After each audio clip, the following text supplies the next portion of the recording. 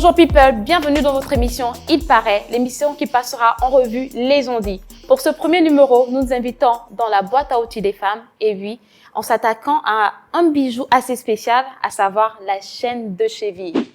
À ce qui se dirait dans mon quartier, ce bijou est un outil d'identification des femmes légères. Est-ce vrai ou pas? Pour le comprendre, il nous faudra retourner en Égypte antique. Alors, comme je vous le disais un peu plus tôt, c'est en Égypte antique que ce bijou a pris naissance, comme l'histoire le raconte.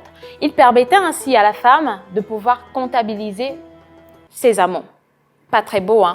Pour elle ou pour la société, je ne saurais vous dire. Mais ce qu'on sait, c'était au moins pour dissocier les femmes aux mœurs légères à celles ayant des bonnes mœurs. Après cela, le phénomène va être déporté en Europe, oui. Elle permettait ainsi de différencier les hétéros aux LGBT, à savoir lesbiennes, gays, bisexuels et transgenres. Qu'on le porte à gauche pour les LGBT, qu'on le porte à droite pour les hétéros. Finalement, ce phénomène va se tasser vu qu'on verra partout dans le monde les femmes arborer ce bijou sans tenir compte de la signification d'antan.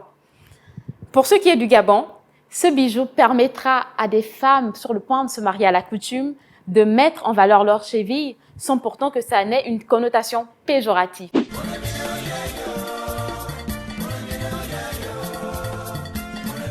Alors vous l'aurez compris, ce bijou désormais n'a plus rien de péjoratif, il permet simplement à la femme d'embellir sa cheville.